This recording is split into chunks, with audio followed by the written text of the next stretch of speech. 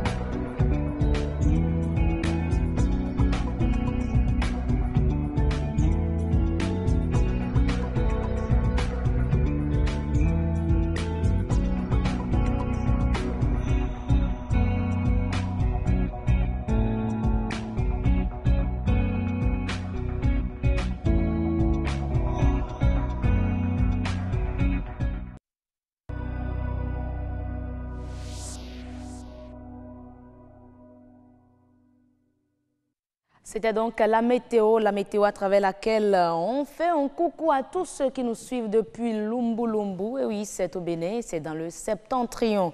Alors, dans le grand rendez-vous ce soir, on vous propose en nouvelle diffusion l'entretien accordé à Edgar Degueno, spécialiste en agriculture biologique, sur l'utilisation des pesticides. Est-ce un danger pour l'agriculture? Vous suivrez cela en nouvelle diffusion dans Monde agricole.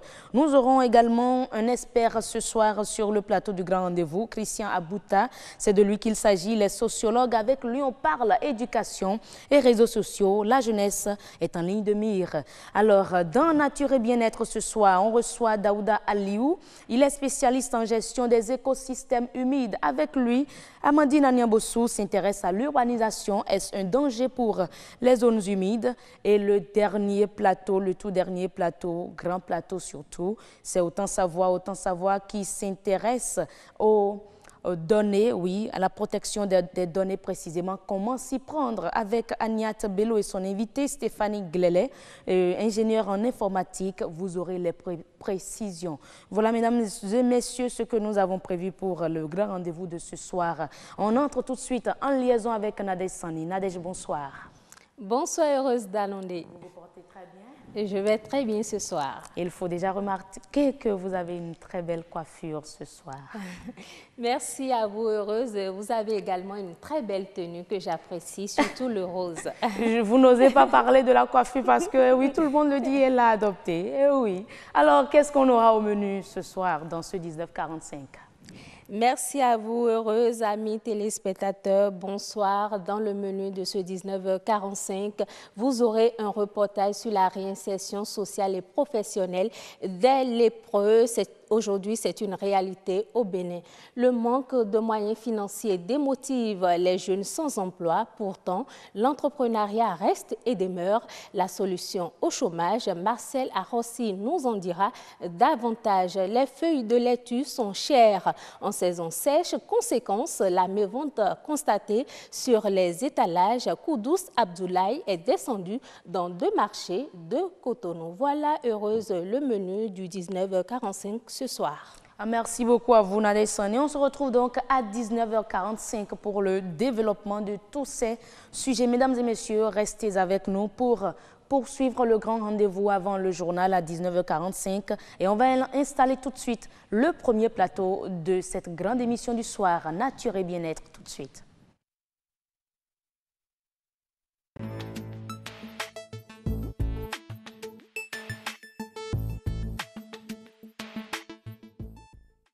Nature et Bien-être s'intéresse aux zones humides, voilà, aux zones humides avec Daouda Aliou, spécialiste en gestion des écosystèmes. Avant de le recevoir avec Amandina Niambossou, suivons d'abord cet élément témoin.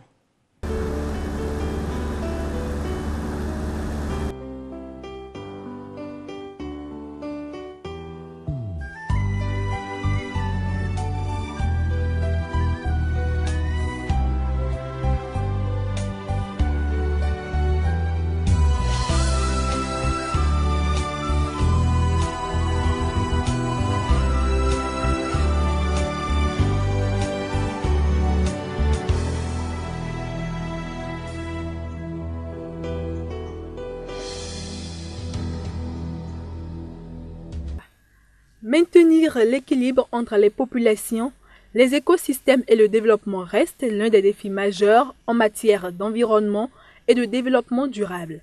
Dans cette dynamique, la République du Bénin s'est dotée d'une large législation et a adhéré à de nombreuses conventions internationales, dont celles sur la diversité biologique, celles concernant les espèces migratrices, le mémorandum d'accord sur les mesures de conservation pour les tortues marines et de la côte atlantique de l'Afrique et des mammifères aquatiques.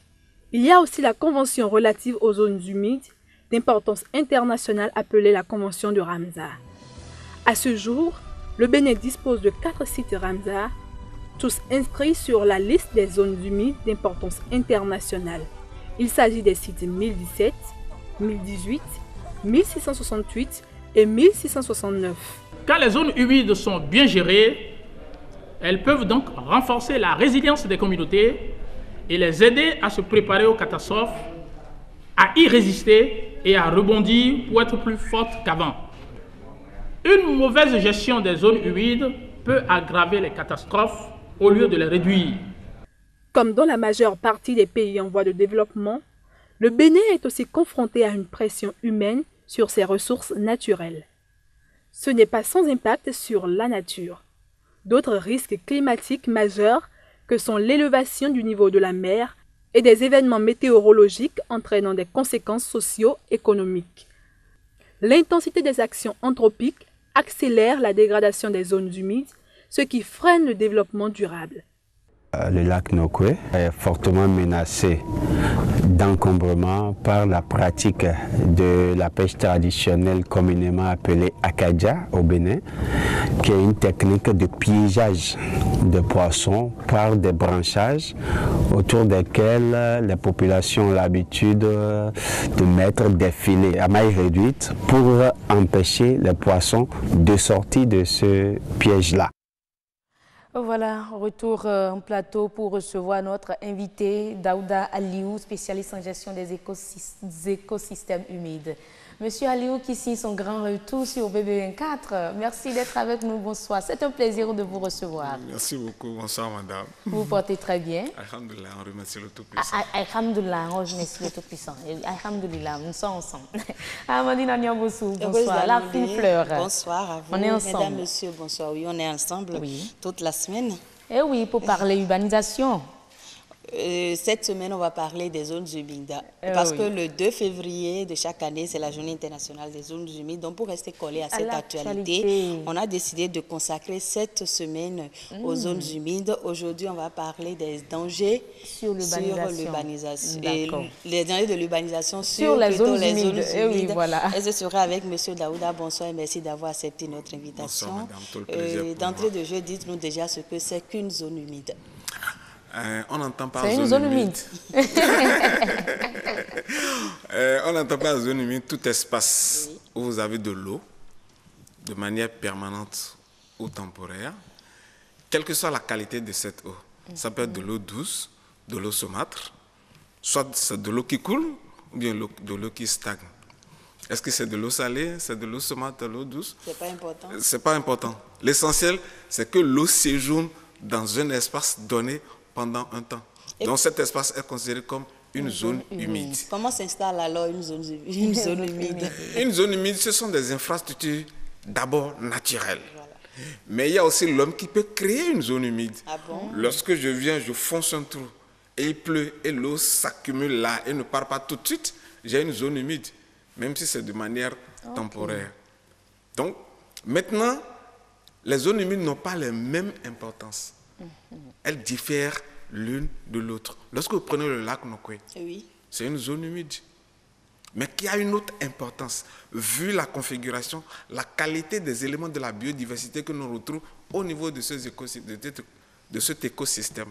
Vous avez du poisson, vous avez des crustacés, vous avez de la végétation, vous avez de la mangrove, et vous avez les oiseaux qui vivent, les insectes. Donc ça fait que la zone humide a une autre importance. Vous voyez? Et donc, quelle que soit la situation de cette zone humide-là, vous pouvez avoir des zones humides en montagne. Bien sûr, même vous avez des montagne? zones. Bien sûr. Si vous allez dans les zones montagneuses où il y a l'eau qui stagne au niveau des montagnes, vous avez une zone humide là, mais qui n'a pas la même fonction que la zone humide que vous avez au niveau du sol. Et la biodiversité que vous avez au niveau de cette zone humide là en haut n'a pas la même configuration que celle que vous avez en bas.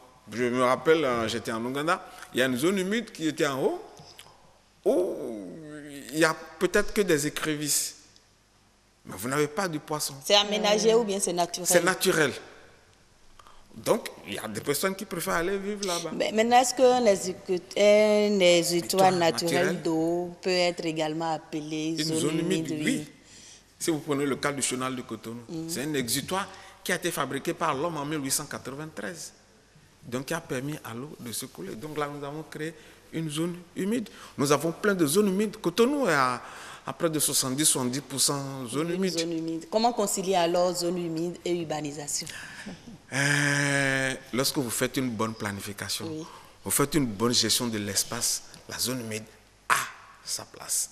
Mais lorsque vous faites une mauvaise planification, vous faites disparaître la zone humide. Et vous ne permettez pas à la zone humide de jouer son rôle, d'apprécier les fonctions de service que rendent ces zones humides-là. Vous savez, la zone humide, c'est d'abord un espace qui retient l'eau, qui adoucit les chocs issus des inondations. Donc, c'est comme une éponge. Ça garde l'eau, après ça laisse l'eau percoler et aller alimenter la nappe phréatique. Mais lorsque vous bouchez la zone humide, lorsque vous la fermez, vous la remblayez, vous empêchez l'eau de venir rester au niveau de cette infrastructure naturelle-là. Là, vous poussez l'eau pour qu'elle aille rester ailleurs. Et ça va vous causer des dégâts. C'est ça les conséquences des aménagements que nous faisons.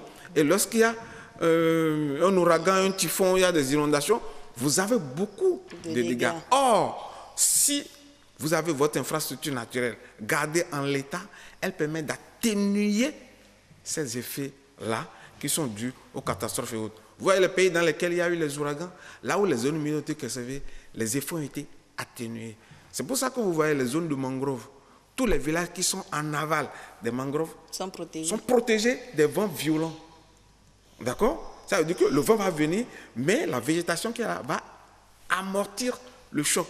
Le vent viendra, mais ce serait à moindre vitesse. Vous avez dit tout à l'heure que Cotonou a une zone humide à près de 70%. Oui, mais aujourd'hui, on ne constate plus. C'est l'urbanisation qui a fait que cette zone humide s'est rétrécie. Elle a rétréci jusqu'à ce qu'elle disparaisse. Je vais vous donner juste un exemple. Nous sommes au niveau de l'EATB, ici, de la maison de l'EATB. Derrière nous, au niveau du palais des congrès, lorsqu'on préparait le sommet de la francophonie, vous savez qu'il y a une zone humide là où on avait même mis des canards. Mais qu'est-ce que nous avons fait? Nous avons fait disparaître la zone humide et aujourd'hui, on érige des bâtiments à 10-15 étages là-bas. Ce qui n'est pas une bonne chose. Hyper mauvais. Qu'est-ce que les Ghanéens ont fait? Dans les aménagements qu'ils ont eu à faire au Ghana, par rapport à la planification, on a laissé cet espace-là jouer son rôle. Et on a même fait une ceinture verte pour protéger la ville contre les effets climatiques, les effets du changement climatique. Mais aujourd'hui, qu'est-ce que nous avons fait? Nous avons bouché les zones parce que nous n'avons pas réfléchi aux conséquences des actions que nous menons. Aujourd'hui... C'est parce qu'on a besoin d'espace. Oui, mais on n'a pas dit que tout le monde, ou bien tout doit rester dans Cotonou. La preuve, la cité de Huiho, vous savez que c'est une zone hyper marécageuse. Mais qu'est-ce que nous avons fait lorsqu'on a voulu faire l'extension du port de Cotonou? On a pompé le sable qu'on est venu jeter là pour combler la zone. Et on a construit des aménagements, on a construit des logements sociaux là-dessus. Demandez à ceux qui habitent là. Quand il pleut aujourd'hui, quels sont les problèmes qu'ils rencontrent? Rester sur place. Pourquoi vous avez Parce que l'eau réclame sa place. Exactement. Et mieux, même en déplaçant l'eau, elle va se retrouver ailleurs et cause d'autres dégâts. Si on avait fait des aménagements propices, on avait laissé l'espace jouer son rôle de tampon, de réceptacle naturel de l'eau, on n'aurait pas ce problème. Regardez, après Agla, quand il pleut, tout le monde crie, il faut nous sauver. Qu'est-ce qu'on peut? On ne peut rien. Faites des aménagements. Ce n'est pas un espace qui était réservé pour des populations. Non. Malheureusement, nous avons bouché ça. Et ça continue. Il y a même un grand supermarché sur la voie pavée qui mène à Godomé. Vous avez vu quand on construisait, j'ai pris les photos quand on faisait les aménagements. On creuse, il y a de l'eau, on met une motopompe, on aspire l'eau et on met le béton. Et c'est comme ça on a délimité l'espace, on a aspiré l'eau, on a fermé et après on a construit dessus. Donc on n'a fait que déplacer le problème. Tôt ou tard, les gens auront toujours des conséquences. Et ce que nous investissons, lorsque nous évaluons sur le long terme, on voit que tout ce que nous y injectons est supérieur à ce qui devrait être. Et aujourd'hui, reprenez la ville de Cotonou. Quel est l'espace que nous avons créé, ne serait-ce que pour la nature? Dites-le moi. Si vous avez trouvé, il faut me le dire. Au contraire, l'espace que la nature même s'est donné là, nous on a essayé de détruire. Mais est-ce que quelque chose est possible aujourd'hui? Rien qu'au moins pour la ville de Cotonou. Il faut casser. Tout casser? Il faut casser certaines choses. Pour créer les zones humides? Parce que vous n'avez... En réalité, c'est quand on va parler en termes de milliards que vous saurez le rôle que jouent les zones humides. Si on dit aujourd'hui, il n'y a pas d'eau potable à Cotonou, il faut aller pomper l'eau à Alada, il faut l'amener à Cotonou. Vous voyez comment ça coûte? Oui, vraiment. Dans Calavi, dans toute la zone de Litia, où la Soneba a l'habitude de pomper l'eau, demandez-leur à quelle profondeur ils sont en train de pomper l'eau aujourd'hui. Est-ce à dire alors que l'urbanisation est un danger pour les zones humides? Ou bien il faut savoir aménager ces zones humides? Il faut faire une urbanisation intelligente. Dire, cet espace, on ne construit pas ici. Allez à Abuja. Bon, Abuja, c'est une ville où ils ont développé beaucoup de choses. Il y a un puits artésien qui est quelque part, qui sortait de l'eau. On a dit, tout autour, nous créons l'écosystème pour absorber l'eau qui va sortir de ce puits artésien. Et un lac s'est développé là. Et personne autour, je crois, ça doit faire dans un rayon de 2 à 3 km, personne ne s'est installé autour. On a fait des aménagements touristiques. Lorsque vous allez là, c'est de l'air frais qui vous accueille. Parce qu'à cause de la qualité de l'eau qui y est, vous avez de la végétation qui vous permet d'amortir le choc. Et mieux, cette eau, lorsqu'elle percole, elle va alimenter la nappe phréatique. Et là, vous pouvez pomper sans trop de soucis. Mais si on avait fermé, on allait pousser l'eau quelque part, ce qui ne va pas nous servir. Donc, il faut qu'on fasse des aménagements intelligents qui tiennent compte et de la vie des citoyens. Mais vous connaissez nos populations, il y a l'incivisme qui perdure, donc même si l'État prend ses responsabilités... L'État devrait prendre ses responsabilités. Lorsque vous prenez le chenal de Cotonou, prenez la barque à partir de l'ancien pont, naviguez jusqu'à la sortie du chenal, vous allez voir les comportements que nous avons à travers les dépotoirs que nous avons créés. Ça veut dire que quelque part, l'État n'a pas su prendre ça. La municipalité n'a pas su se donner les moyens pour gérer ces espaces-là. Vous savez qu'il y a un yacht club dans la zone d'Abouki-Kodji, qui était un espace où on peut aller prendre de l'air. Mais aujourd'hui, on a tout laissé à la... C'est dégradé, ce n'est pas intelligent. Mais à vous entendre, on dirait qu'on n'a plus de zones humides au Bénin ou à Cotonou. Non, nous avons des zones humides au Bénin. Vous avez les zones humides le long du littoral, tout le long de la lagune côtière. Vous avez toute la végétation avec la mangrove et tout ce qu'il y a. Il y a des espaces qui sont encore protégés par les populations de manière empirique, ce qu'il faut peut-être codifier. Mais il faut que l'État aussi, dans les lotissements que font les communes, les municipalités, il faut que les gens définissent des espaces qui doivent être des espaces laissés à la nature pour permettre à la nature de réguler, de jouer son rôle. Donc, il faut que nous fassions des choses de manière intelligente, qu'on analyse, qu'on fasse une bonne planification. Dans les zones rurales, ce n'est pas encore... Non, dans les zones rurales, nous n'avons pas le même problème. Voilà. Mais il faut qu'on anticipe. Sinon, ça va s'étendre jusqu'aux zones... La preuve aujourd'hui, Cotonou-Ouida. Regardez comment le développement se fait. Est-ce que les maires dans les plans d'aménagement, dans ce que nous appelons lotissement, recasement et autres, là, est-ce qu'on tient compte de cela? Nous devons tenir compte. Nous avons des tests. Hein. Ce n'est pas que nous n'avons pas de tests. Hein. Il y a les tests qui disent, mais vous ne devez pas vous installer à 25 mètres de la rive.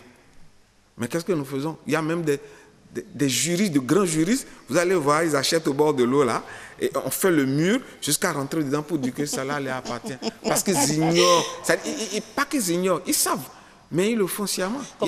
Comment faire alors pour protéger nos zones humides? Adoptons de bonnes politiques de planification et d'aménagement du territoire en laissant l'espace à la zone humide pour qu'elle puisse jouer son rôle et nous procurer les avantages que nous pouvons tirer de cela. Lorsque vous êtes stressé, vous allez vous asseoir à bord d'une zone humide, vous avez de l'air frais, vous êtes détendu et vous avez du poisson. Vous déstressez. Voilà. Et vous avez du poisson de qualité.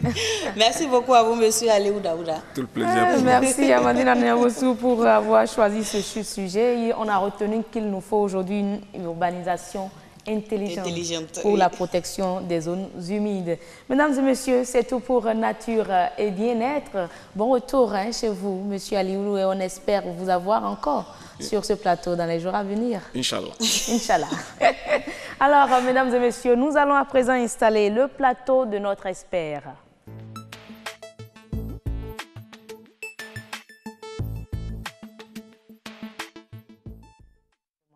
Et voilà, notre expert, il est installé. Il s'agit de Christian Abouta.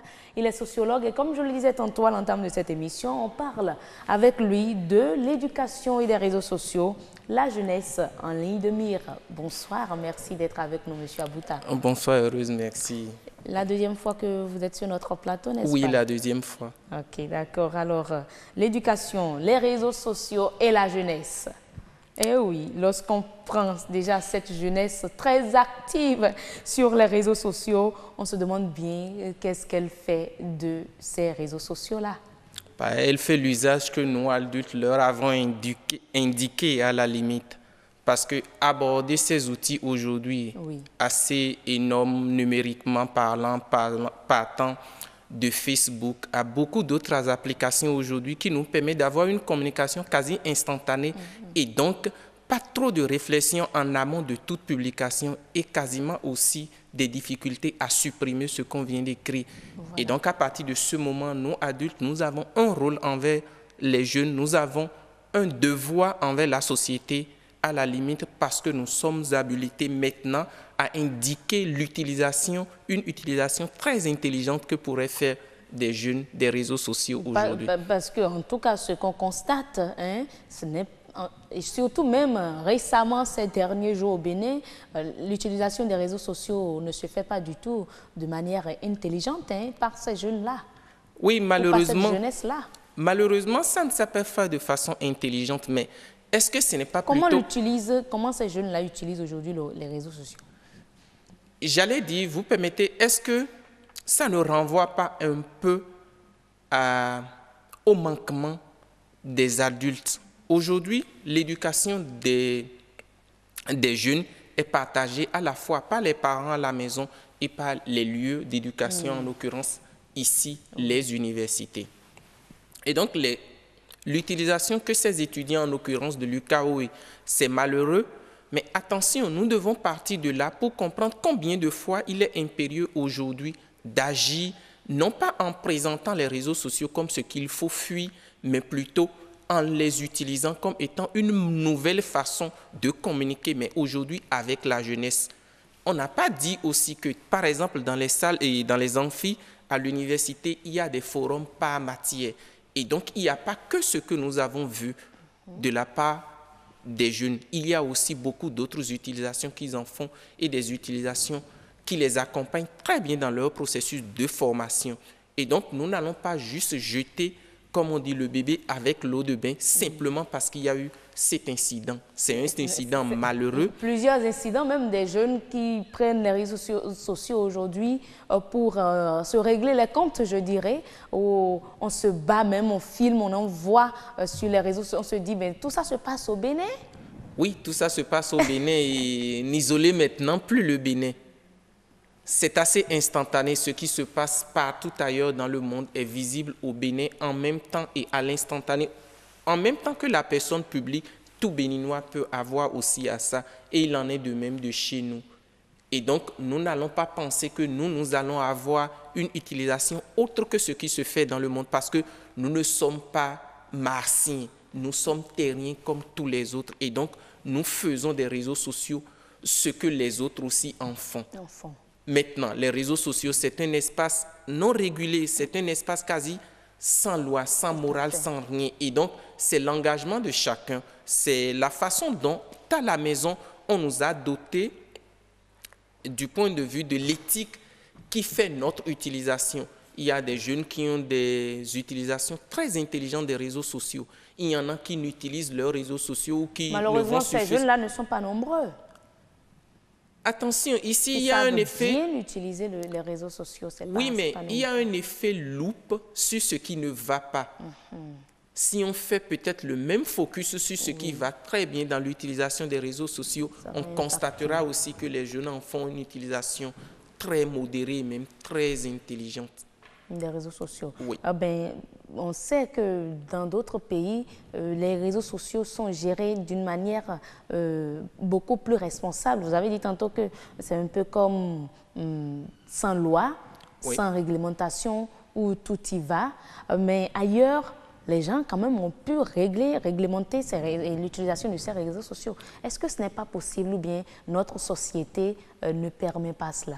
Notre société le permet très bien. Et en attendant que cela n'arrive, il revient à nos éducateurs, tout adultes, à inviter les jeunes, dès lors qu'ils en ont l'occasion, de poser le débat avec beaucoup plus de franchise et dans une atmosphère très positive pour permettre aux jeunes de comprendre combien de fois ces réseaux sociaux leur offrent d'infinies opportunités pour s'améliorer à tout point de vue, améliorer sa communication, améliorer la façon dont on garde les liens avec ses amis, mais aussi savoir poser des lignes assez claires.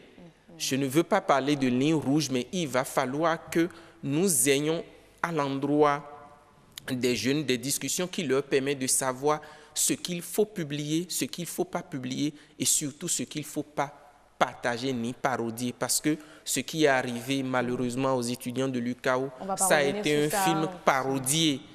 Et donc nous n'allons pas juste faire ça. On peut très bien les aider en leur indiquant simplement qu'il faut poser des lignes assez claires sur ce qu'on doit publier et sur ce qu'on ne doit pas publier.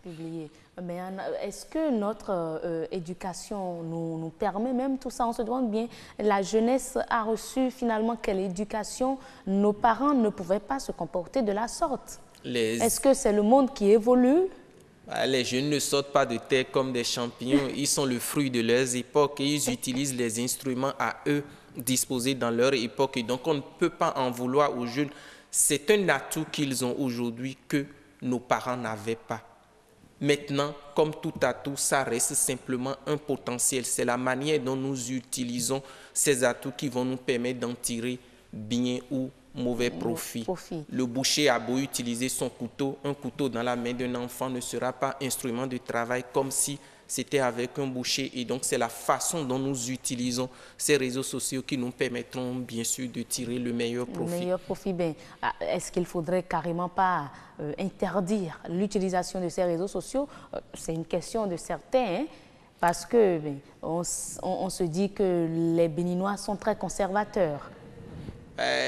Tout ce qui passe par l'interdiction a tendance à amplifier même l'utilisation des choses. Et donc, ce n'est pas aller vers l'interdiction, c'est beaucoup plus aller vers un usage très intelligent. Parce qu'aujourd'hui, ceux qui ont créé ces réseaux sociaux, face à l'ampleur, face à l'utilisation, je dirais, très mauvaise de ces réseaux sociaux, ne peuvent que s'excuser. Voilà.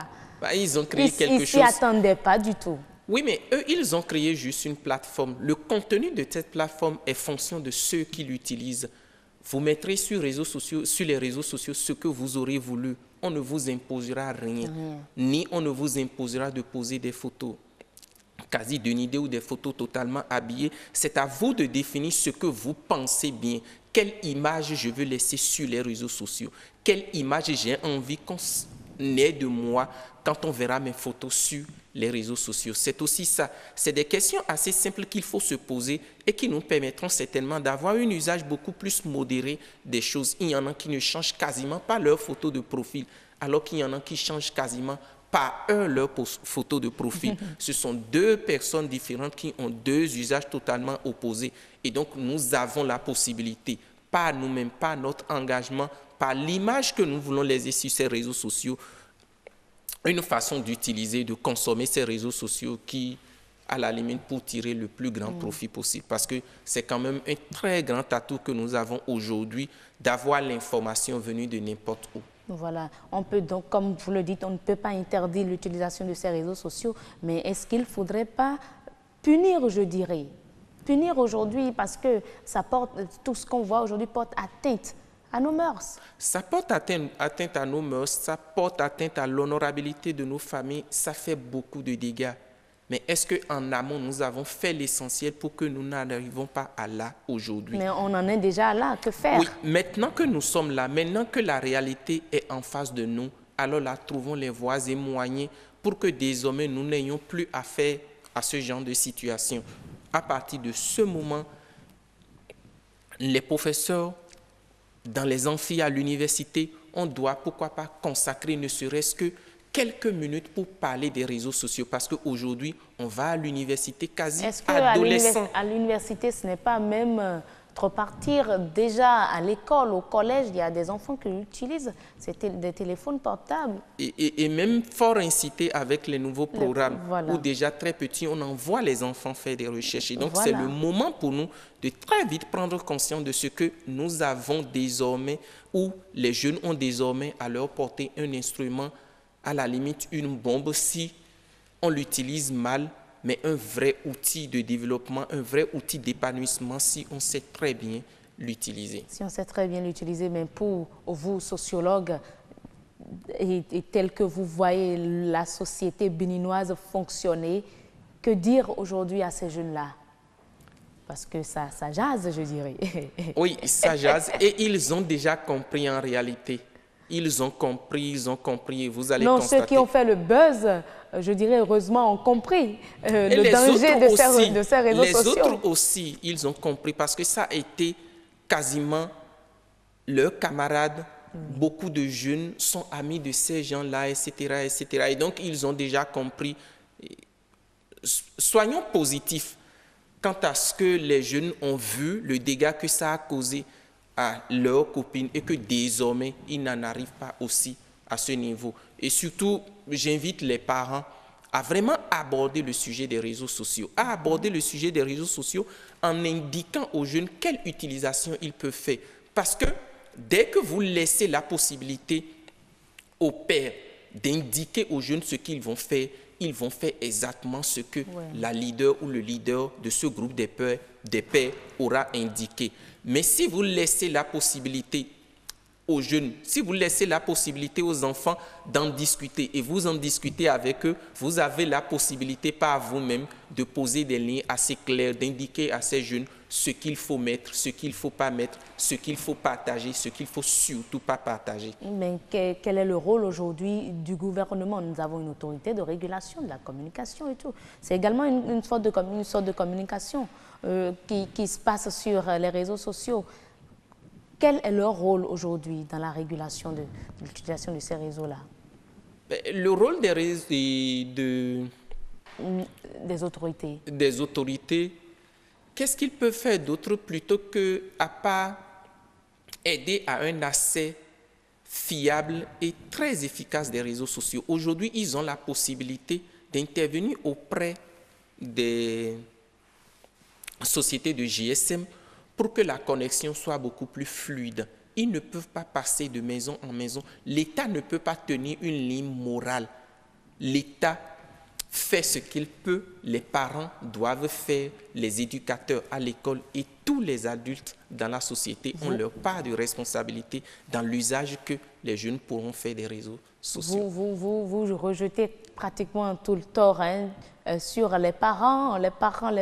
Non, pas que sur les parents, pas que sur les parents. Déjà, constatons que... Mais on constate qu'aujourd'hui, quand même, que les parents ne sont plus autant présents à la maison pour l'éducation des enfants. L'éducation doit être co-gérée aujourd'hui, aussi bien par les parents, par les éducateurs, par les professeurs d'université et même par tout adulte en général.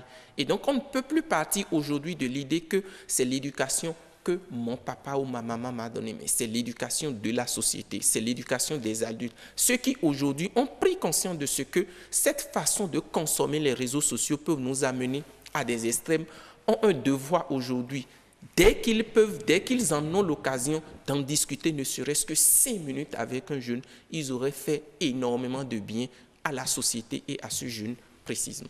Le monde évolue, diront certains, mais est-ce qu'il ne faudrait pas interdire l'utilisation des téléphones portables, des smartphones aux élèves, aux étudiants? Pourquoi pas? En Afrique en général et au Bénin, nous avons fait un saut technologique. Nous ne sommes pas passés par le téléphone filaire. Nous sommes allés directement au GSM. Et aujourd'hui, les GSM sont devenus une partie de nous-mêmes. Nous avons aujourd'hui des banques sur nos téléphones. Nous avons de l'argent sur le téléphone. Nous en faisons une utilisation multitâche. Et donc, aller vers l'interdiction serait quasiment nous priver de ce qui nous permet de nous désenclaver, de désenclaver nos parents et de faciliter un certain nombre de transactions aujourd'hui. Ouais. Et donc, on ne peut pas interdire les réseaux sociaux. Par contre, on peut aider à une utilisation beaucoup plus intelligente. À une frange donnée de la jeunesse. Ce sont les parents qui donnent. La société n'a jamais indiqué qu'il faut acheter un smartphone à un enfant de 12 ans. Si vous achetez un smartphone à votre enfant de 12 ans, vous avez à l'accompagner si vous pensez que c'est très utile pour lui. Et j'espère que tout parent qui achète un téléphone, un smartphone à son enfant a conscience que d'abord, c'est parce que c'est utile pour cet enfant qu'il l'a acheté et ensuite de l'accompagner par toutes les leçons de morale possibles pour permettre à ce dernier de l'utiliser de façon très modérée pour ne pas empiéter sur ses heures d'études, pour ne pas empiéter sur ses heures de sommeil, etc. etc. Merci beaucoup, Monsieur Abouta. Christian Abouta, vous êtes sociologue et avec vous, on parlait de l'éducation et des réseaux sociaux, la jeunesse qui est en ligne de mire. Mesdames et messieurs, c'est également terminé pour Espère. Et oui, le grand rendez-vous suit son cours. Nous allons à présent demander à Adonis Bong de venir s'installer pour qu'on puisse avoir avec lui les informations, l'actualité sur la toile ActuWeb. C'est tout de suite.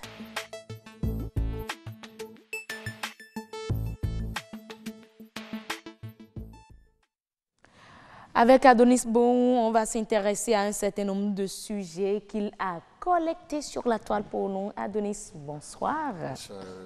La pleine forme? Je ne dirai pas tant, mais ça va aller. Ça va aller, donc ça ne va pas encore. Ça va aller. Ça va aller. Ouais. Oui, ça va aller. Inch'Allah, comme le disait un invité tout à l'heure.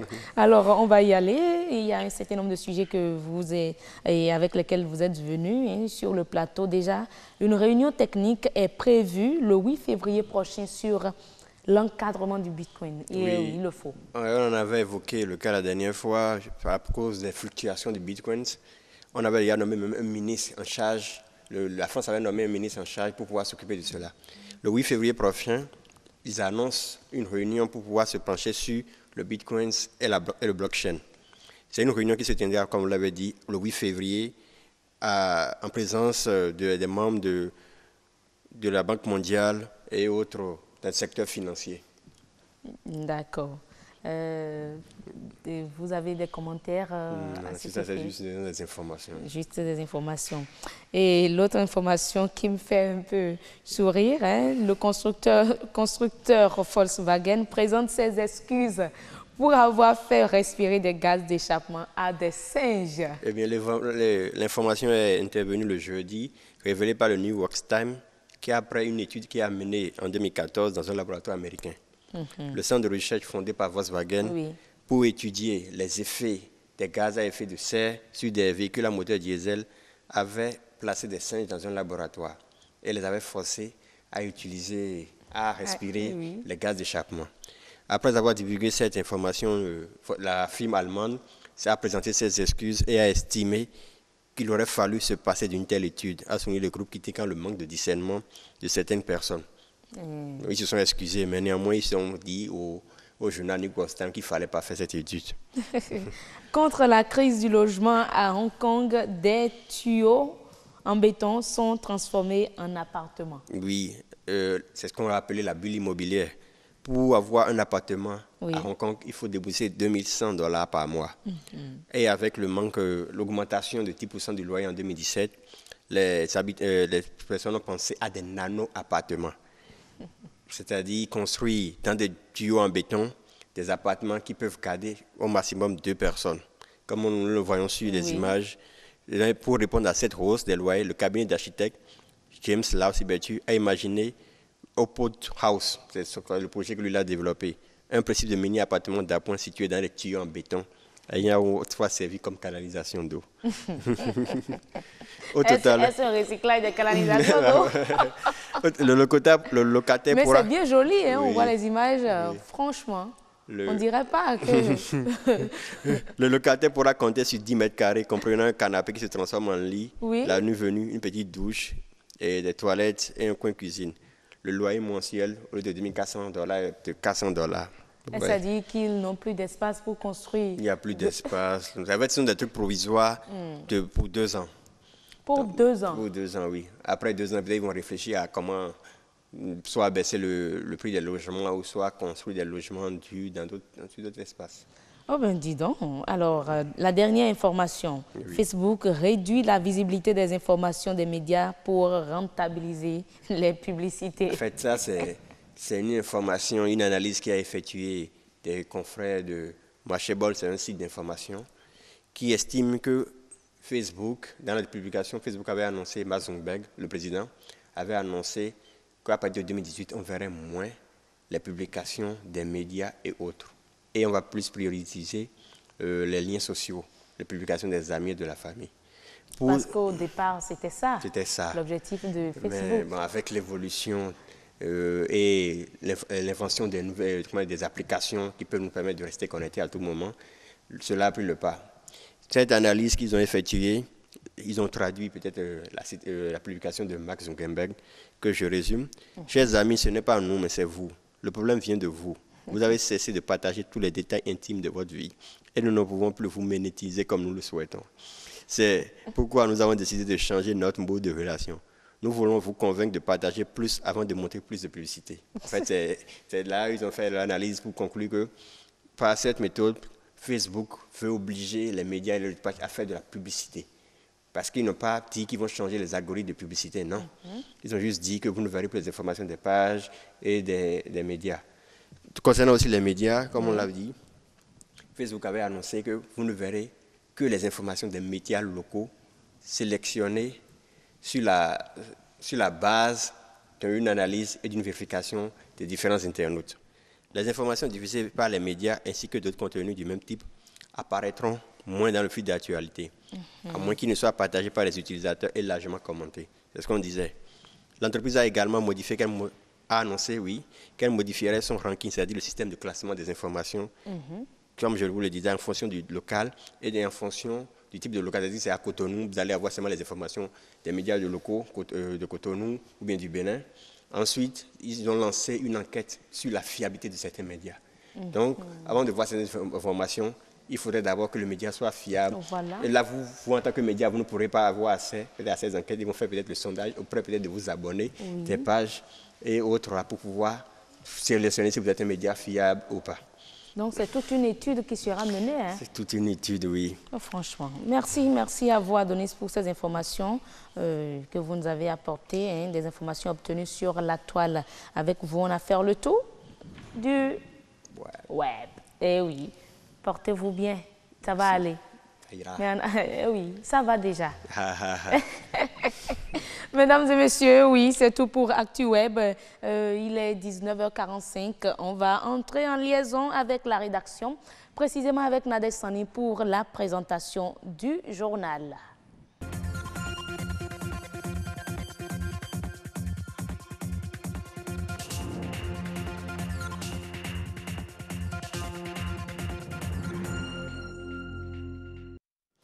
19h45 dans les studios de la chaîne du développement. Mesdames, messieurs, bonsoir et bienvenue. Tout de suite le sommaire. Retour sur la célébration de la journée internationale de la lèpre. C'était hier. On en parle dans ce journal. La lutte contre la lèpre s'intensifie au Bénin. Plusieurs malades sont guéris sans aucune séquelle. Sortir du chômage et s'investir dans une activité génératrice de revenus. Peu de jeunes font recours à l'entrepreneuriat en cause le problème de financement. Après les fêtes, les feuilles de lecture sont abandonnées sur les étalages. La cherté de ces produits est la raison évoquée par les consommateurs. Le constat dans un instant.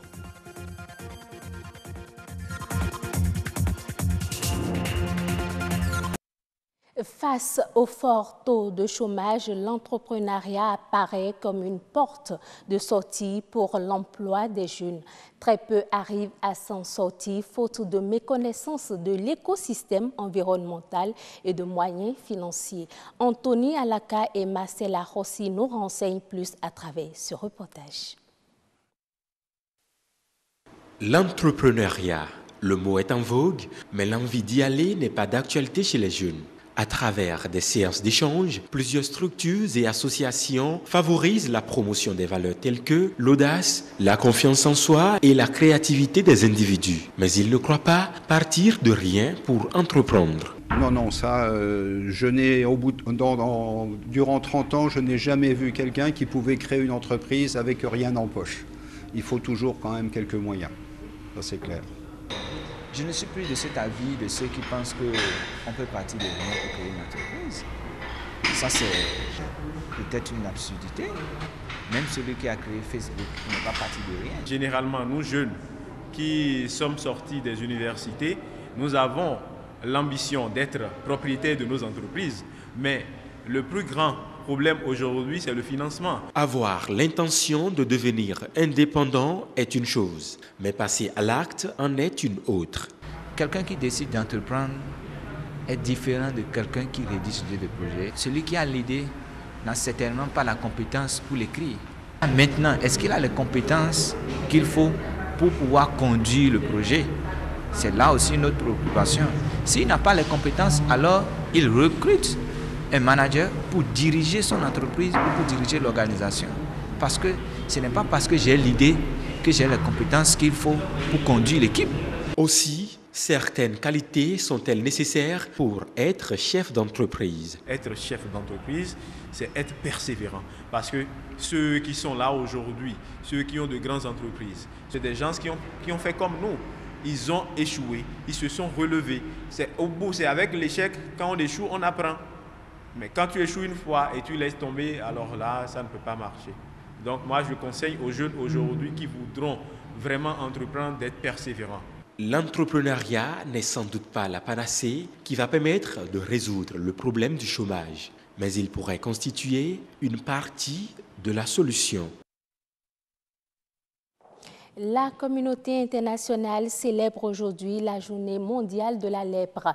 Au Bénin, la lutte contre la lèpre s'intensifie et on note déjà plusieurs malades guéris sans aucune séquelle et dont la réinsertion sociale et professionnelle est également une réussite. Un tour au centre de traitement de la lèpre de l'hôpital Saint-Camille de Davougon dans le département du Zou pour des exemples de réinsertion réussie des lépreux. Jules Akeuiko, heureuse d'Alondé. Après la lèpre, la vie est encore possible. Qu'on soit guéri avec ou sans séquelles, la maladie ne condamne plus. Par exemple, le monsieur en blouse blanche que vous voyez, lui il était venu en 96, gravataire. Il ne pouvait pas marcher. On l'a ramené ici et on a commencé par le traiter, le soigner. Et puis quelques semaines, il s'est retrouvé. Et maintenant, il travaille avec nous. Il est soignant comme moi. Il n'a pas eu de séquelles. Il marche, il écrit, il fait tout. Il fait le pansement. Il nous sert au pansement. Il transporte les malades. Lui aussi, on l'a reçu en 2013. C'est un multibacillaire, bourré de bacilles. Il ne pouvait pas marcher lui aussi. Il ne pouvait pas se tenir debout. On l'a pris, on a commencé par le traiter et maintenant il est guéri et on l'a mis en apprentissage. Le lépreux peut aujourd'hui prendre sa vie en main. Au centre de traitement anti-lèpre de l'hôpital Saint-Camille de Davougon, les malades lépreux guéris sont suivis et accompagnés dans leur réinsertion sociale et professionnelle. Pour les adultes, on leur donne des vivres de façon trimestrielle.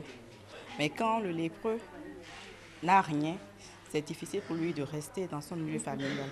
Maintenant, pour les enfants ou bien les jeunes qui sont en âge de partir encore à l'école, on les scolarise, on les appuie. Chaque mois, on va chez eux ou bien ils viennent ici prendre l'argent pour l'école. Nous avons ici un centre féminin pour les filles. Maintenant, pour les garçons, c'est Estelle. Avec ça, les parents sont prêts à accompagner.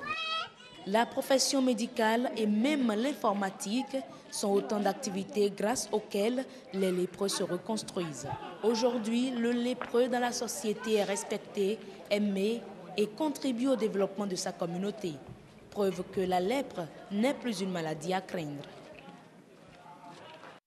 Manger sain et équilibré, c'est s'alimenter pour avoir une parfaite santé.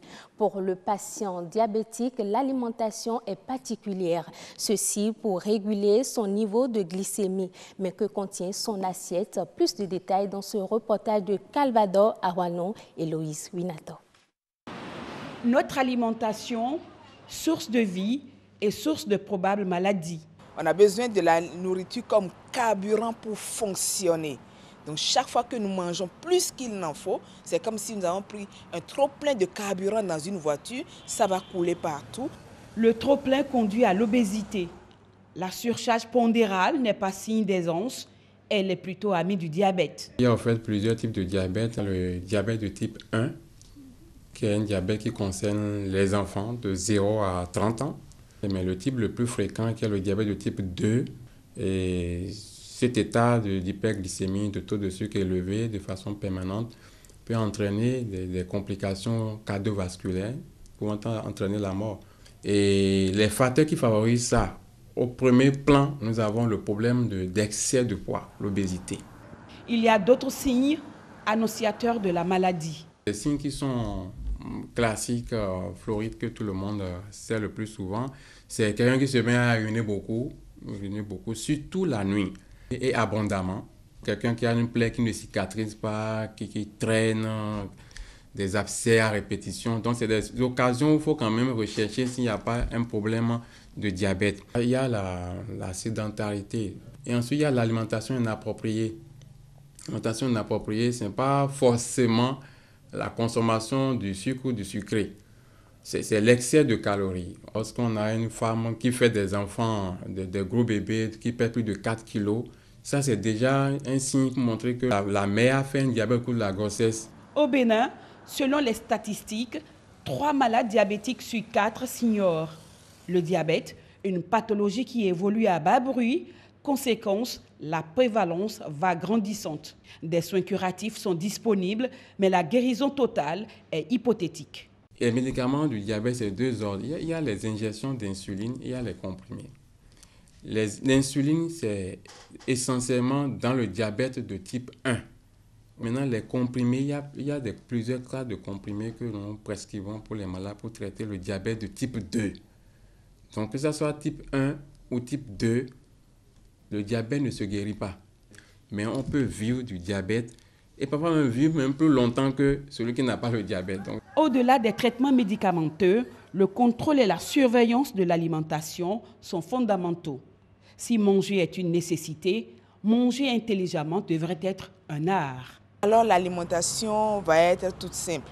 Elle va être centrée sur la réduction de l'apport en sucre, surtout les féculents.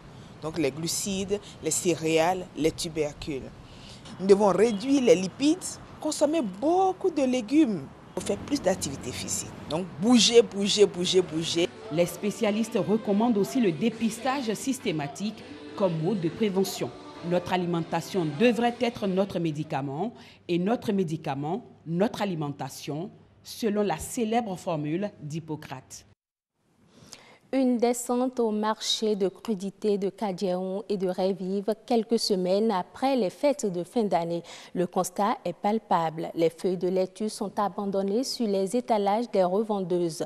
En cause, le prix d'achat n'est pas accessible et abordable pour les usagers. Une cherté des produits vivriers, notamment de la salade, qui ne permet pas aux commerçantes de faire écouler facilement leurs marchandises. Quelles sont les raisons de cette situation? Benol Djogbe, Koudous Abdoulaye. L'ambiance baisse d'un cran dans ce autre marché à Cotonou au lendemain des fêtes de fin d'année. La lumière se fait davantage sur les étalages et au nombre des produits visibles dans ce marché de crudités de Kadiaon, ces feuilles de laitue. L'engouement espéré autour de ce produit à l'occasion des fêtes de fin d'année n'a pas été au rendez-vous en raison de son coût élevé.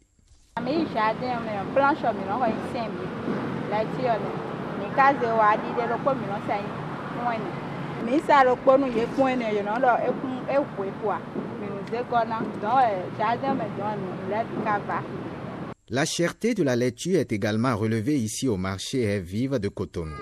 J'ai acheté de la salade 3 pieds à 200, c'est parce que ce n'est pas la saison. Si c'était la saison, ça ne coûtera pas cher comme ça. Au moins, ça, les 3 pieds peut coûter au moins 100 francs ou 250. Cette revendeuse avertie tente d'expliquer le phénomène. On reconnaît que c'est un peu cher la salade maintenant. C'est un peu cher. Parce qu'avant, on prend le planche à 4 000, 3 500. Maintenant, c'est à 6 000, 7 000 le planche. En détail, bon, on prend 6 pour 500, des fois 7. Donc, c'est un peu cher la salade maintenant. C'est un peu cher. Avant, si on est allé au jardin, si c'est moins cher, on prend ça. Mais parfois, si c'est un peu cher, on dit ah, maintenant, il n'y a pas la salade maintenant, c'est un peu cher. Il n'y a pas les graines. Il n'y a pas les graines pour... On va faire ça, vous allez trouver pour vendre ça, il n'y a pas la graine de salade maintenant. L'approvisionnement en graines de semences reste un problème majeur pour les maraîchers de Cotonou. Entre autres explications de la cherté des laitues. La semence que j'ai achetée, c'est une semence de 10 grammes que j'ai fait 7 pépinières pour pouvoir emblaver 50 planches de laitue. Les semences, nous les achetons dans les boutiques et il y a aussi les vendeurs ambulants qui viennent nous vendre ça. Et ce que moi je vais dire sur ça, c'est que si le gouvernement peut subventionner les semences et nous les trouvons à un prix un peu bas, ce serait très bon. Parce que dans les autres pays, la semence que nous achetons ici est plus chère que les autres pays. Les feuilles de laitue sont bien appréciées par les populations.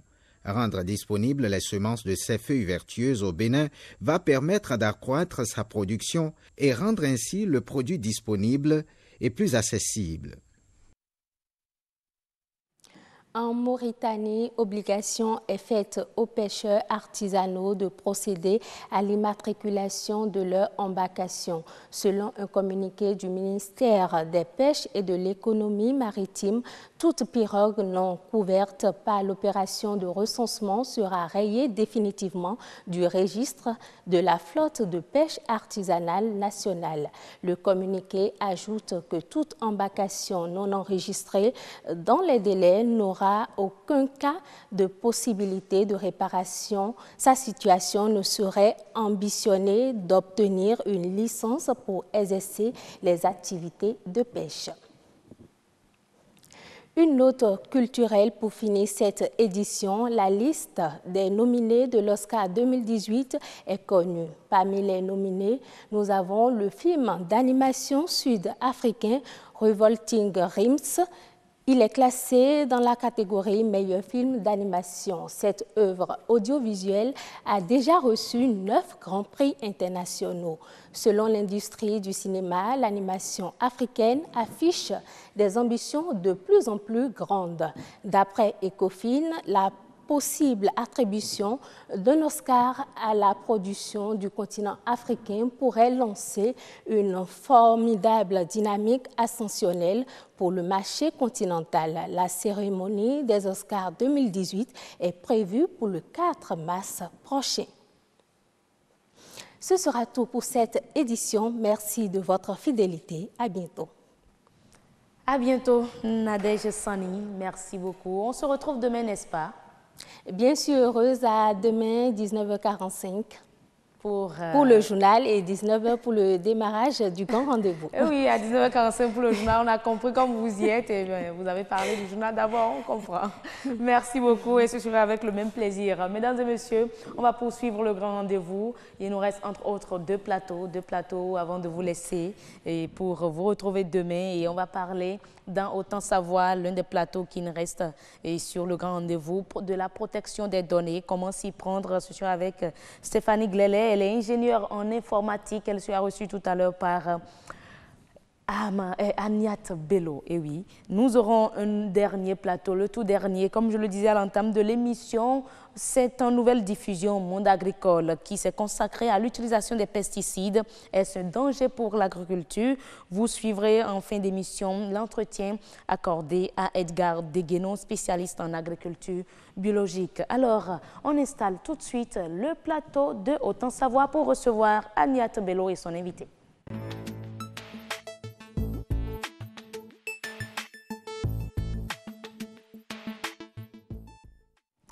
Agnat Bello, bonsoir. Heureuse d'annoncer, bonsoir. La pleine forme? Ça va, ça va. Ça va, ça va, ça va, ça va.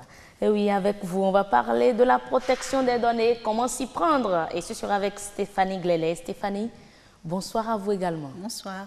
La première fois, je vous retrouve sur le plateau, n'est-ce pas? C'est bien la première fois, oui. Eh oui. Noah Bafapadounou, je sais qu'il est ingénieur en système d'information. Très souvent, on le reçoit ici. Justement. Mais là, on a une dame. On a une dame. Ingénieure en système d'information. Karamata Guetao disait plutôt dans les coulisses que ce n'est pas toujours évident d'avoir sur un plateau d'Autant Savoir une femme. Donc, je suis heureuse de l'avoir sur ce plateau. On va laisser Noah se reposer un peu. On travaille le plus souvent avec elle.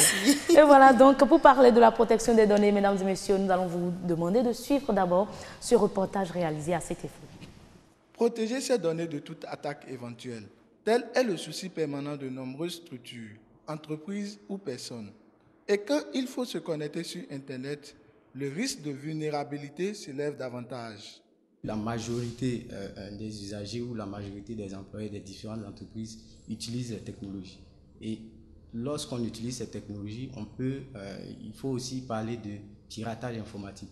Puisque lorsque vous allez aujourd'hui sur Internet, c'est un peu comme si vous menez un combat. Parce qu'il y a des pirates informatiques qui sont quelque part et qui essaient d'accéder à vos données de façon non autorisée. Lorsque les données ne sont pas protégées, les utilisateurs s'exposent à quel risque? Il y a des attaques, par exemple, qui ciblent la confidentialité de l'information.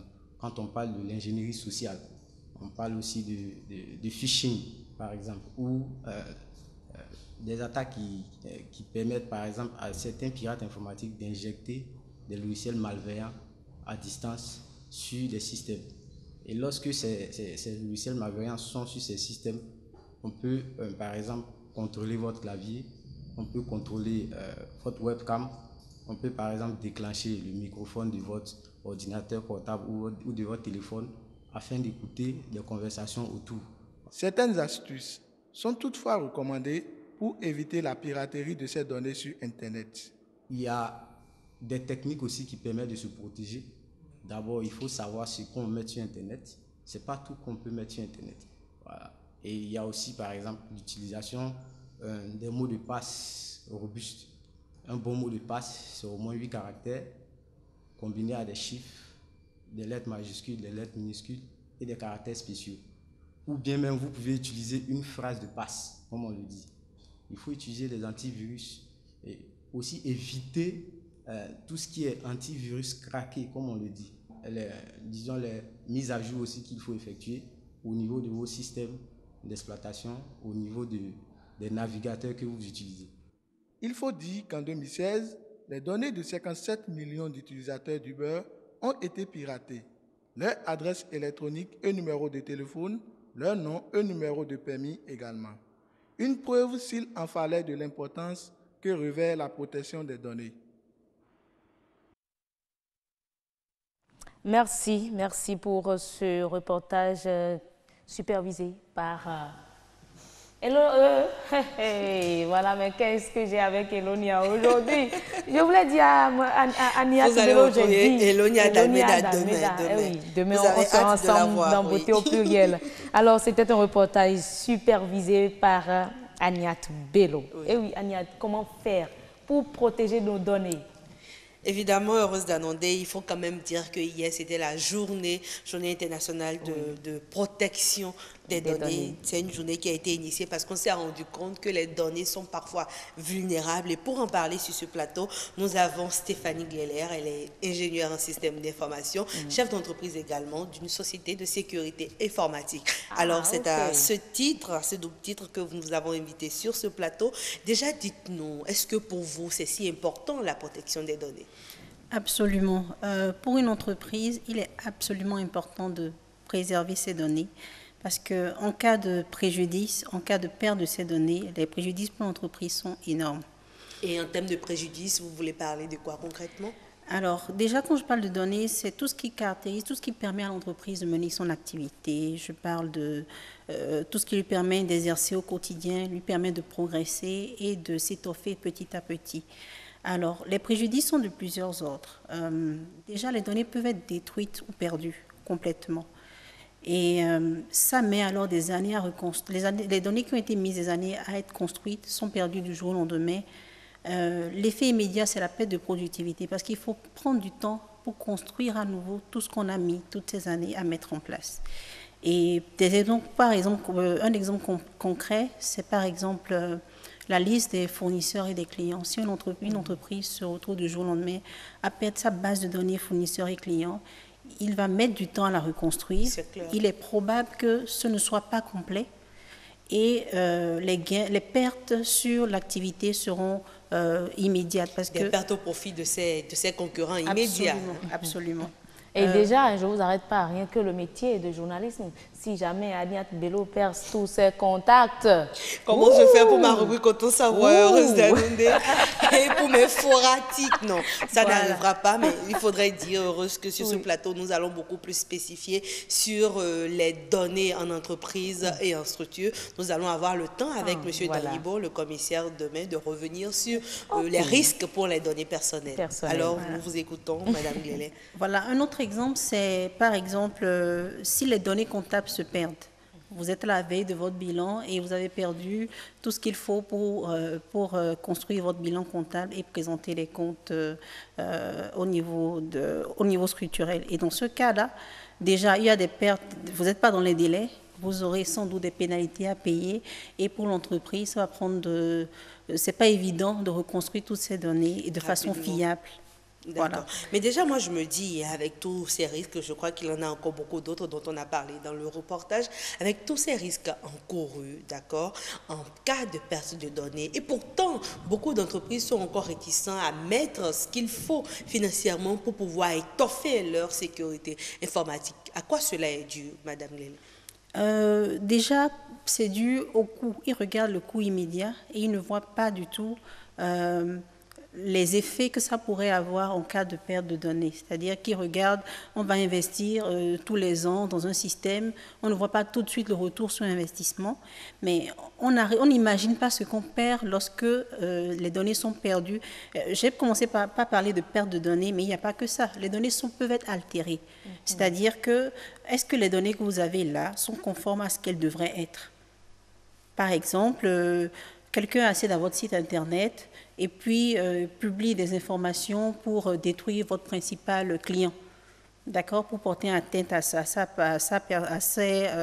pour porter atteinte à sa personnalité. Ce sera difficile. Le client ne vous fera plus confiance. Vous perdez votre client. Et vous risquez même d'être poursuivi en justice. Voilà, c'est ça. Vous pouvez justifier que ce n'est pas vous qui êtes responsable, mais vous êtes responsable de ce qui est publié sur votre site. Donc, l'altération des données, c'est une façon de perdre les données. Il y a des virus, il y a des pertes financières directes. Il peut y avoir des pertes financières directes. Par exemple, il y a des virus qui viennent, qui attaquent votre ordinateur, qui cryptent vos données et qui vous affichent un message comme quoi, si vous voulez récupérer votre donnée, payez telle somme sur tel site et puis vous récupérez vos données. Donc, dans ce cas-là, la perte financière, elle est directe. Je crois que vous avez même chiffré. Il y a un nom, vous pouvez donner le nom sur ce WannaCry, en 2017, a attaqué près de 300 000 entreprises sur 150 pays. Les pertes directes et ce que les entreprises ont dû déverser ont été estimées environ à 100 000 $. Mais les pertes collatérales ont été estimées à 4 milliards $. Oui, beaucoup de pertes collatérales. Donc. Voilà. Donc, les entreprises ne vont pas tout de suite... les effets, c'est quand elles ont été victimes qu'elles prennent la mesure, mais là c'est trop tard, les coûts sont exorbitants et donc il vaut mieux s'en prémunir, il vaut mieux prendre des précautions pour ne pas en arriver là. Justement, est-ce que c'est possible en attendant de pouvoir se doter de gros moyens, de petites astuces pour pouvoir protéger ces données en entreprise déjà? Est-ce que vous pouvez partager avec nous? Voilà, donc évidemment il y a des bonnes pratiques. Par exemple, la sauvegarde régulière des données. Donc, la sauvegarde, il y a plusieurs moyens de sauvegarder. Ça commence par les disques durs, les clés, des systèmes centraux de sauvegarde, des systèmes de sauvegarde sur Internet, par le cloud ou même dans d'autres pays. Donc, il y a la protection de l'accès physique ou de données sensibles. D'accord? Je prends un exemple. La dame de Dantokpa qui a... réussi à trouver après beaucoup d'années un fournisseur stratégique, elle est la moins chère, elle fait la concurrence à tout le monde, elle a des prix relativement plus bas et elle se débrouille pour se faire voler son cahier ou la liste de ses fournisseurs ou bien quelqu'un paye sa domestique ou quelque chose comme ça pour retirer cette liste-là. Et donc, ses concurrents connaissent du coup son fournisseur, ils peuvent s'approvisionner. L'avantage concurrentiel qu'elle a disparaît et puis elle va mettre des années à s'en remettre. Donc je profite pour dire aussi que par exemple quand on parle de perte de données, il y a ce qu'on appelle l'espionnage industriel où vos concurrents viennent par différents moyens essayer d'attaquer votre système pour avoir accès à vos données stratégiques. Vous êtes à la veille par exemple d'un gros appel d'offres. Et voilà, votre client arrive à avoir vos prix et à se positionner juste un peu avant vous et vous perdez. Donc, on a fait aussi les coûts sont permis. Absolument. D'accord. Maintenant, avec tous ces risques encourus et tout, moi j'aimerais vraiment que de ce plateau, on puisse repartir avec une bonne formule pour véritablement protéger ces données. Pour vous, c'est quoi la solution miracle pour la protection des données? Il n'y a pas de solution miracle, malheureusement. Il y a des bonnes pratiques, on en a cité quelques-unes. Donc, et parmi l'une des plus importantes, c'est d'éduquer les utilisateurs. Parce que souvent, c'est eux qui sont le maillon faible. Vous avez beau mettre en place tout ce que vous voulez comme stratégie. Il faut aussi que les utilisateurs n'ont pas de mot de passe solide. Robuste. Voilà, robuste. Kilométrique. Voilà, s'ils mettent leur mot de passe sur des stickers qui collent sur leur table ou sur leur ordinateur, que n'importe qui peut lire, s'ils téléchargent n'importe quel logiciel d'Internet et l'installent sans s'assurer que ce n'est pas des logiciels malveillants, tout ça aura un impact sur votre système d'information. C'est extrêmement important de former les utilisateurs et de leur apprendre les bonnes pratiques en matière de sécurité. D'accord. Tout à l'heure, vous avez parlé d'un système de backup qui offrait l'opportunité à des entreprises, si elles perdaient leurs données, de pouvoir les retrouver. Comment est-ce que ça fonctionne véritablement, ce système backup? Donc, quand on parle de système de backup, il y a plusieurs possibilités techniquement. Donc, vous pouvez faire quelque chose, un système de backup en entreprise où vos données sont sauvegardées sur une base régulière, donc journalière ou par semaine. Ça vous permet, en cas de perte, de pouvoir restaurer. Et donc, dans ce cas, il faut investir dans des équipements de bonne qualité et travailler avec des professionnels. Donc, se faire accompagner par des professionnels. D'accord. Mais déjà, comment est-ce qu'on peut savoir si on est vulnérable sur le plan sécuritaire? Parce que parfois, il faut se rendre compte du fait qu'on est vulnérable avant de pouvoir se renforcer. Absolument. Et les études montrent même que beaucoup d'entreprises sont piratées sans même s'en rendre compte. Et pour la petite histoire, je connais une entreprise dans laquelle, pendant des années, le compte du PDG a été piraté par des gens qui ordonnaient des virements, qui avaient accès au système de validation, qui validaient les virements et qui se faisaient payer. Ouais. Et c'est lors d'un audit qu'on a pu se rendre compte que ça saignait et qu'on a pu arrêter la saignée. Et on n'a pas pu mettre la main sur celui qui le faisait. Non, on a juste arrêté, on a fermé les failles qu'il exploitait et puis voilà. Donc, il faut faire un audit de sécurité et demander à des professionnels d'établir le schéma directeur du système d'information, des plans de continuité d'activité, des plans de reprise d'activité. Et vraiment se faire aider par des professionnels, c'est important, investir dans du matériel de qualité. Mais pour des petites structures, à peine il y a 3 agents ou 4 agents, c'est une nouvelle entreprise qui vient de démarrer, on ne se rend pas toujours compte qu'on a besoin d'autant de moyens pour pouvoir le faire. Est-ce qu'il y a de petites stratégies en attendant d'avoir les grosses machines dont vous avez parlé là? Voilà, donc il y a de petites stratégies tout à fait, c'est-à-dire que ce n'est pas forcément une question de coût. On peut mettre en place un système adapté à la taille de l'entreprise. Et donc, le coût ne doit pas être un élément dissuasif. C'est vraiment au cas par cas. Parce que si vous voulez, pour une banque, par exemple, l'investissement pour assurer la sauvegarde des données ne sera pas la même pour la petite entreprise dont vous parlez. Donc, l'idée, c'est de se faire accompagner par des professionnels et ça peut même se faire sur plusieurs années de façon progressive. L'entreprise est petite, on lui met une solution sur mesure. Quand elle grandit, on adapte de façon à ce que sur l'exercice de ces activités, elle puisse avoir l'assurance que ces données soient sécurisées. D'accord. L'autre vulnérabilité dont on n'a pas parlé, ce sont des agents de l'entreprise qui vont sur Internet, sur les machines de l'entreprise, mettant à mal tous les efforts du système de sécurité informatique. Absolument, ou même des agents de l'entreprise qui vont, par exemple le directeur qui donne son ordinateur à ses enfants, pour aller sur Internet, pour faire des recherches et qui mettent à mal le système.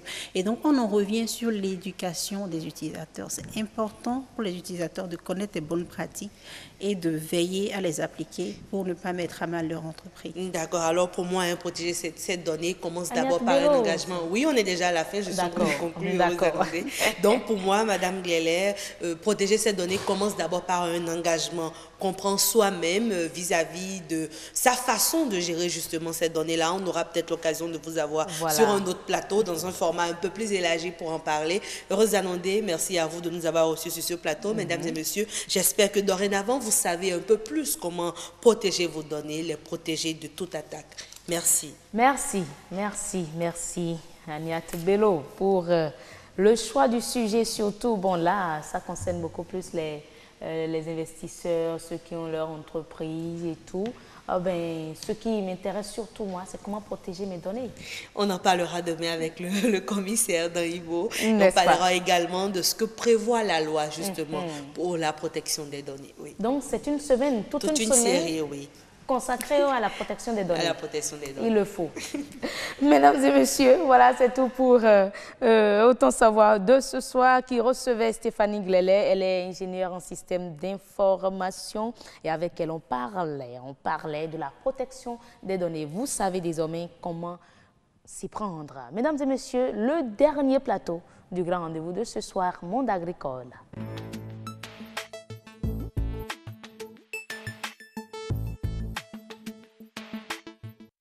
Monde agricole de ce soir s'intéresse à l'utilisation des pesticides, un danger pour l'agriculture. Et oui, on en avait parlé, mesdames et messieurs. On vous demande juste de suivre à nouveau cet entretien que Estelle Pazou a accordé à Edgar Deguenon, spécialiste en agriculture biologique, sur le sujet.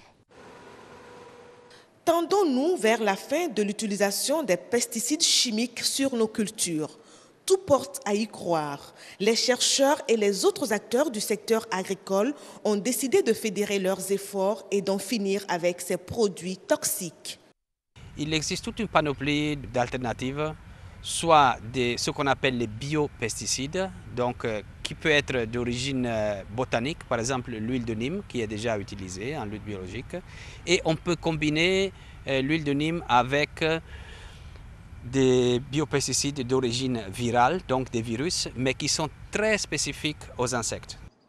La dernière invasion du Lépidoptère legionnaire Spodoptera a permis de révéler l'inefficacité des produits chimiques, lesquels portent atteinte aux plantes et à l'environnement. Plusieurs projets pilotés par des institutions nationales et internationales ont travaillé à la mise au point des alternatives aux pesticides chimiques de synthèse. Il y a une batterie de solutions qui ont montré leur efficacité en laboratoire ou dans les parcelles d'expérimentation. Il s'agit donc d'amener ces solutions-là en milieu réel et de voir si ces efficacités qu'on a vues au niveau de la recherche sont confirmées en milieu réel et de calculer si leur utilisation est économique.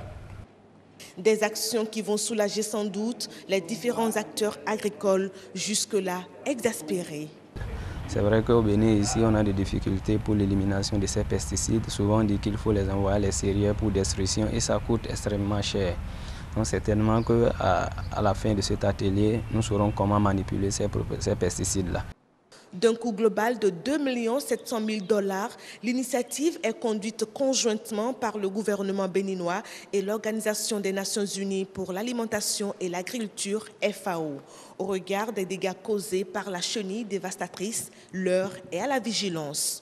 Le défi à relever pour nous dans la recherche, c'est qu'à partir de la prochaine campagne de maïs, donc qui commence dans le sud vers le mois de mars déjà, qu'on soit prêt avec des alternatives, que cette alternative soit mise à la disposition des paysans qui veulent commencer à utiliser ces alternatives pour la lutte contre cette chenille dévastatrice.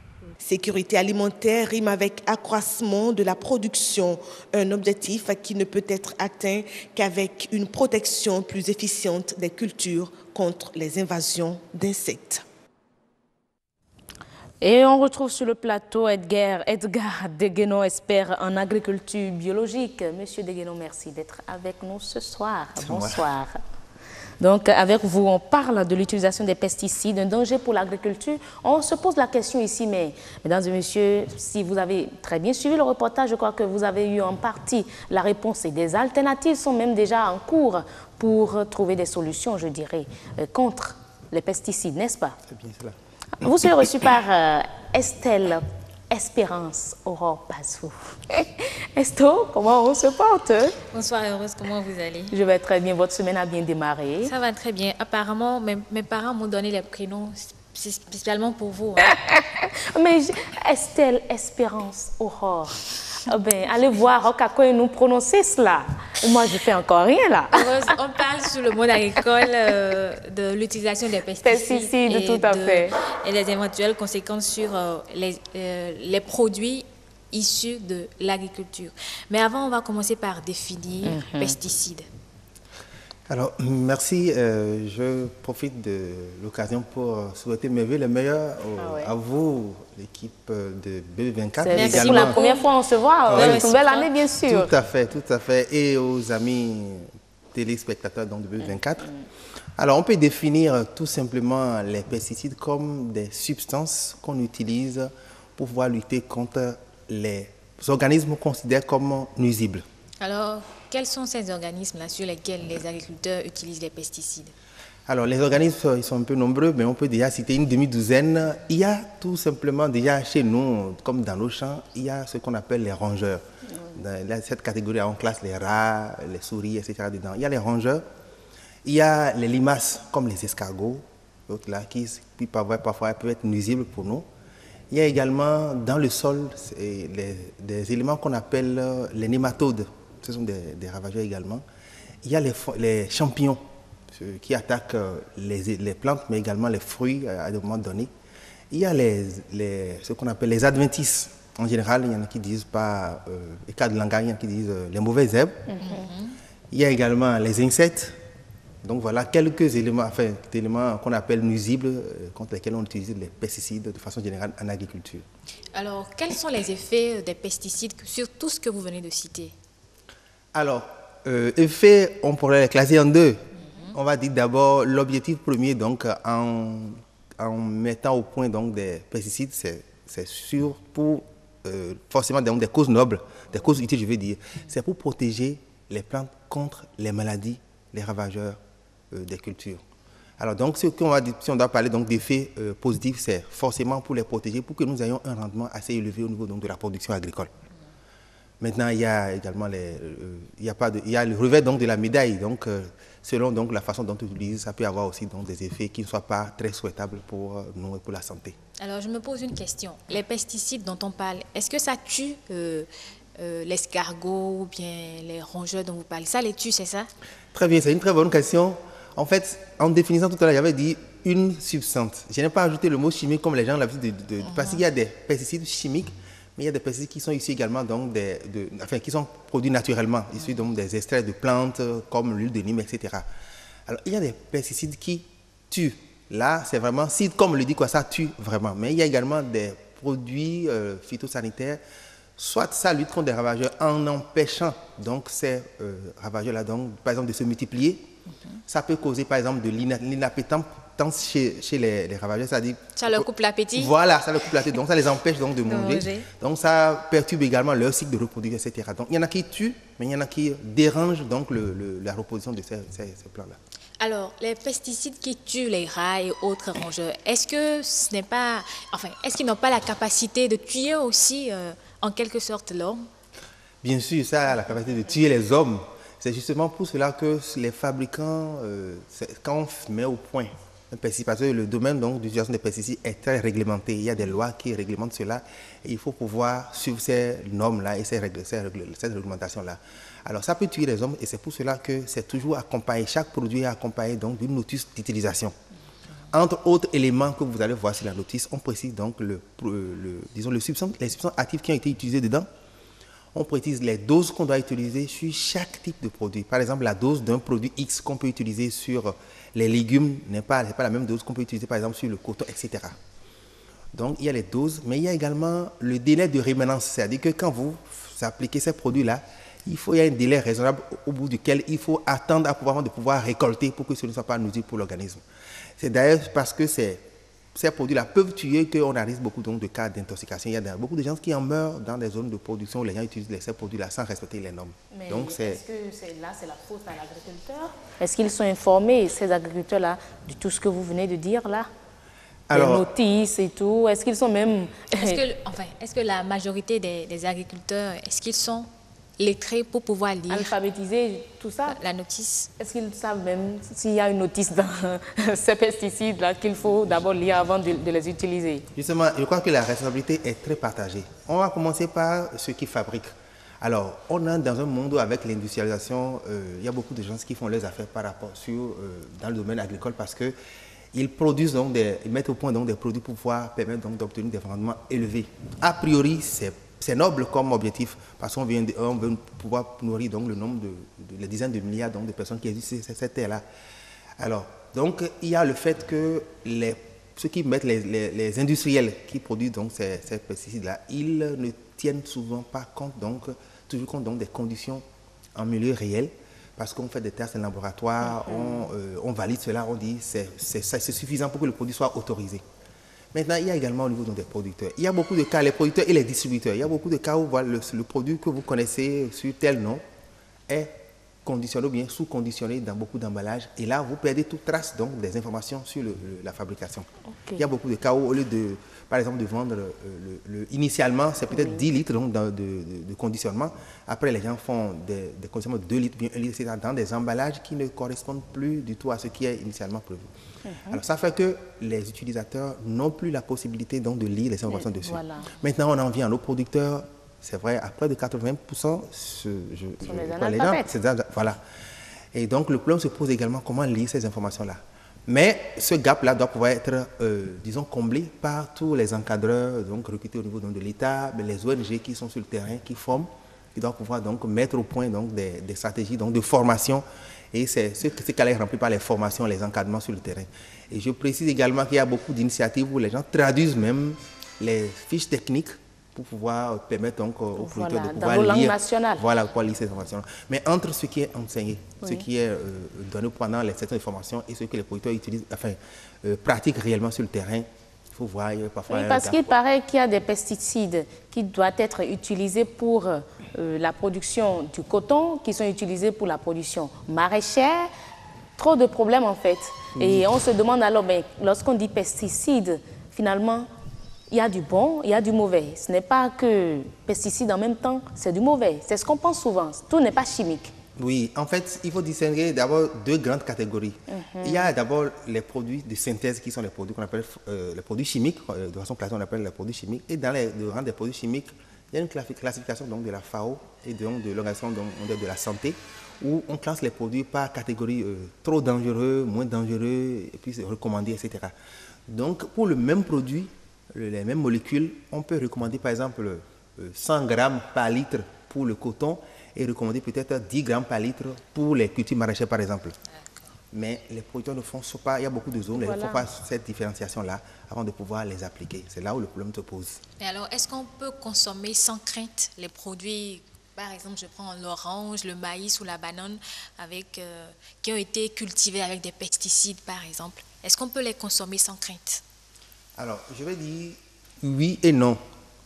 Oui, parce que si vous avez affaire à des gens qui sont professionnels, qui maîtrisent ce qu'ils font, qui connaissent d'abord les produits qui sont homologués. J'utilise le mot homologué, c'est important. Il y a des services au niveau donc, de chaque pays qui doivent pouvoir accepter, donner de l'agrément pour utiliser un produit. Si c'est des produits qui sont homologués, donc acceptés à être utilisés dans le pays. Si les délais, les doses sont respectées et que les délais de rémanence sont respectés avant de récolter. Attendez, vous demandez aux consommateurs de vérifier tout ça avant d'acheter l'orange chez la vendeuse ou la revendeuse? Non, en fait, je veux dire, si on a affaire donc des professionnels, donc des gens qui connaissent leur métier, qui savent qu'ils doivent produire pour ne pas nuire à la santé des consommateurs, c'est eux qui doivent prendre cette disposition-là. Alors donc, mais étant donné que chacun est responsable de sa santé, les gens sont obligés donc de faire des efforts supplémentaires ou bien complémentaires pour vérifier la source de ce qu'ils consomment. C'est en cela que l'effort des consommateurs est également demandé. Donc si on a affaire donc des gens qui sont conscients donc de tous ces facteurs-là, ces exigences et qui respectent cela, on doit pouvoir consommer l'orange sans souci donc de tomber malade. Est-ce qu'on peut arriver à faire une différence entre l'orange qui a été cultivée sans pesticides et l'orange qui a été cultivée avec des pesticides? Je pense que physiquement, je crois que ce n'est pas possible. Par contre, si de pouvoir faire cette différenciation-là, il faut compter avec les types donc, de production biologique et surtout des productions biologiques certifiées. C'est-à-dire qu'il faut qu'il y ait des signes distinctifs qui montrent que ce produit-là a été cultivé sans l'utilisation de pesticides chimiques. Il y a beaucoup de pays ou bien beaucoup de zones où les gens, les consommateurs ou même des producteurs prennent des initiatives donc de dire nous allons continuer à utiliser des pesticides chimiques parce que c'est très utile pour nous, mais nous allons en réduire la dose ou bien nous allons nous engageons à travers une charte pour l'utiliser de façon vraiment minimale. C'est ce qu'on appelle une agriculture raisonnée. Donc, il y a l'agriculture conventionnelle où on utilise systématiquement les produits chimiques. Il y a l'agriculture raisonnée où on l'utilise au besoin. Et maintenant, il y a l'autre extrême, c'est l'agriculture biologique. On n'en utilise pas du tout. Mais, merci beaucoup. Alors, ce consommateur qui décide désormais de ne plus acheter par esthétique, on voit les légumes feuilles, et on préfère qui ont des feuilles vraiment bien vertes, bien larges. Voilà. Dans le même temps, des bananes qui sont bien, je dirais pas potelées, de grosses bananes. Est-ce qu'il faudrait prévoir faire comme ça pour éviter toutes sortes de maladies? Parce qu'on sait que l'utilisation des pesticides a également ses effets sur la santé, des pesticides surtout chimiques. Je crois par expérience, je pense que cette astuce, ce critère n'est pas suffisant pour pouvoir... Ce n'est pas suffisant. Ce n'est pas suffisant parce que moi j'ai fait des fermes en Europe ou dans d'autres pays où j'ai fait des fermes de production biologique qui sont certifiées AB ou bien certifiées écossais, c'est-à-dire que c'est les certifications les plus rigoureuses au monde. Mais quand vous voyez, j'ai fait des semaines dans ces fermes-là, vous voyez les produits bio, c'est vraiment des produits de qualité. Au point où, après une semaine, je leur ai demandé mais quels sont les intrants qu'ils utilisent. C'est là où on m'a amené au magasin, c'est un grand magasin où il y a plus d'une quinzaine de différents types d'intrants bio. Que ce soit des intrants bio, ils utilisent même donc, des auxiliaires pour pouvoir produire. Donc, ça veut dire que ce n'est pas forcément les produits conventionnels qui sont beaux, bien. Tout un art dans ce monde aujourd'hui. Même en production biologique, on peut avoir donc des légumes de bonne qualité, tout beaux, comme on aurait souhaité. Donc ça ne suffit pas pour distinguer des produits bio et des produits conventionnels. Alors pour finir, j'aimerais bien vous poser une question. Vous allez répondre par oui ou par non. Est-ce que l'utilisation des pesticides reste un problème écologique? Oui.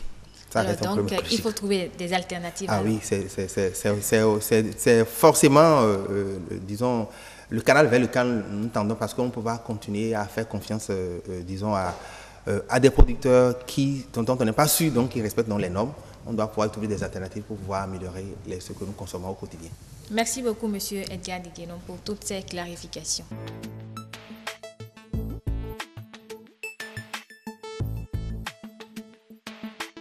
Et voilà, mesdames et messieurs, c'est terminé pour le grand rendez-vous de ce 29 janvier 2018. Tout de suite, la météo en rappel.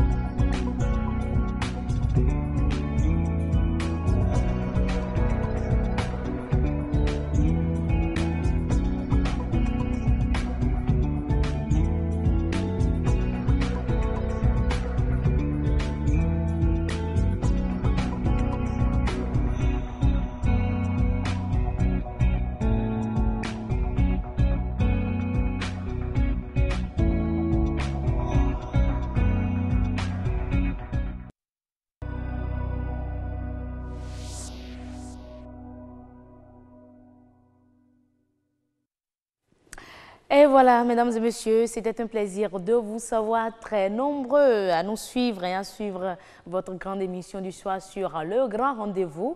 On se retrouve demain pour un autre numéro, toujours avec le même plaisir.